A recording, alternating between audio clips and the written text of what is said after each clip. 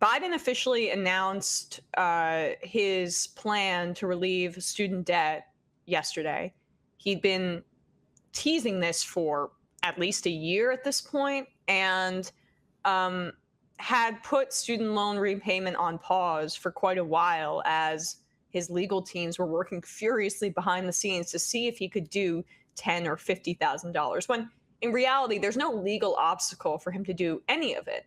He chose 10,000, I think fairly arbitrarily, but it is something. It's going to be relief for some people. The numbers are significant, with over 40 million Americans going to who are going to receive at least some relief from this cancellation of $10,000. If you're single and you earn under $125K a year, you're eligible for the $10,000 in student debt cancellation. If you marry and you file jointly, it's double that, $250,000.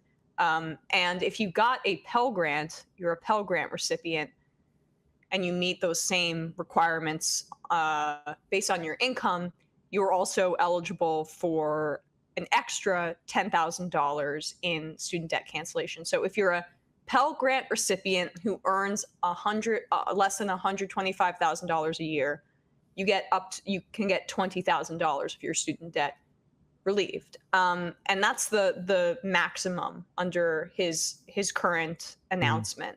Hopefully, this is such a success because it seems targeted a bit politically. I mentioned this, and it's not in a bad way, but I'd imagine that the Biden administration is talking about, well, how do we get some more Latino voters? Half of Latino voters will have, or half of Latino student debt holders will have their debt relieved immediately by this. So that's significant from their perspective electorally. Yeah, and I just want to jump in. People are saying that we were too negative on it yesterday, and I don't think so. I share Astra Taylor, the Strike Debt organizers' take on this, which is that, yeah, there is some victory here, and we didn't deny that there's going to be material impact, but there's another victory, which is that a lot of people realize that this is not enough and that more needs to be done.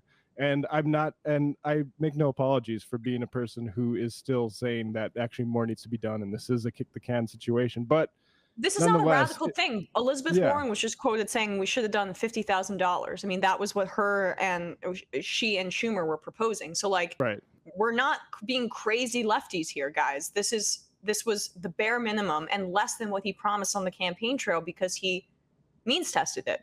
It just objectively was a broken promise. He was saying 10,000 for everybody. This is not 10,000 for everybody. So it's still, again, like the picture can be complicated. We don't have to cheerlead and we don't have to completely slam it.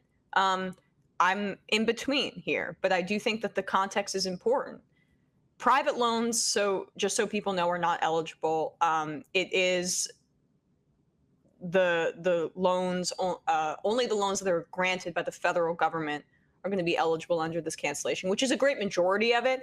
But it's a good reminder that this is the federal government essentially saying, all right, we'll give some of our citizenry a little bit of a break here because they are the creditor in this instance.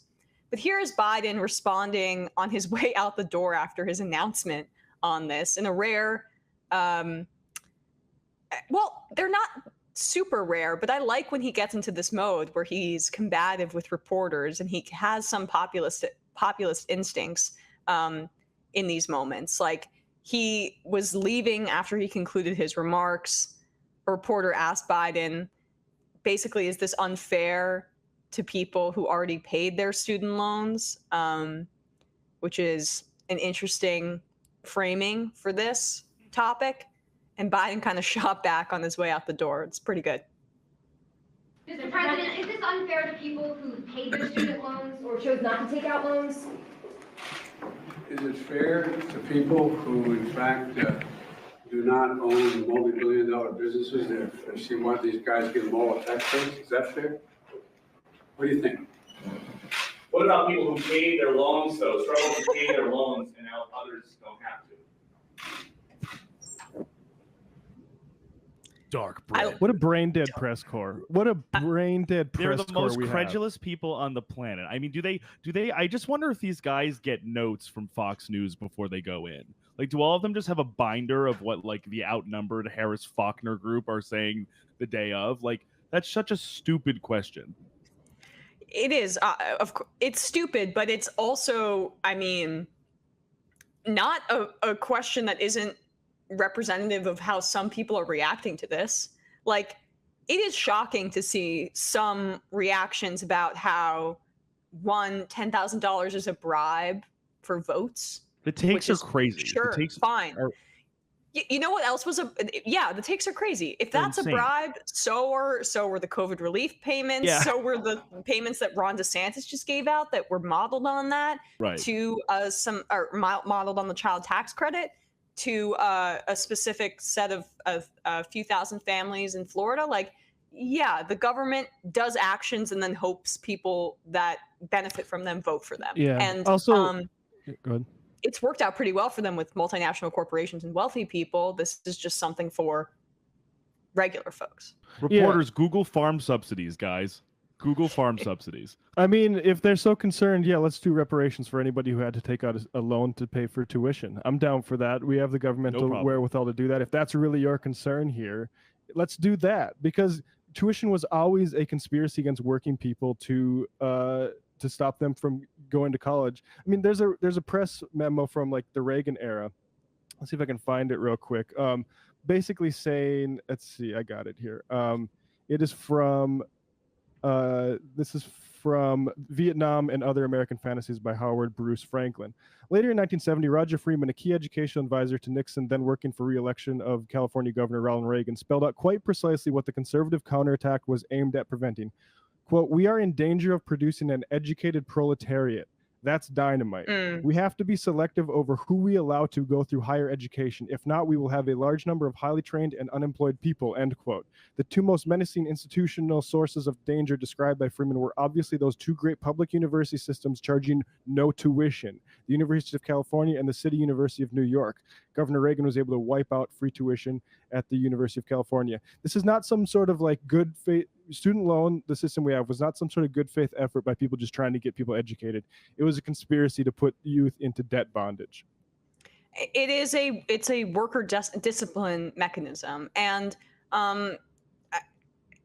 to me, it's just shocking that that would be some people's reaction to this, especially when it's at the discretion of the federal government. The federal government is the creditor in this instance.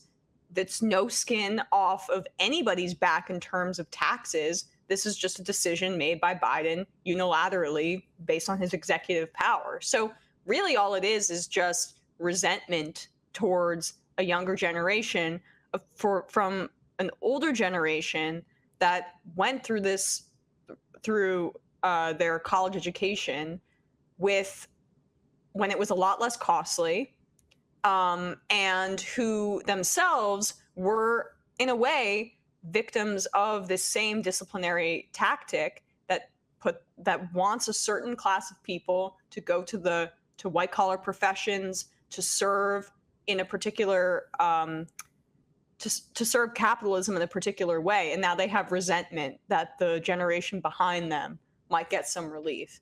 They're the same people that want to burn the bridge behind them after they have some success.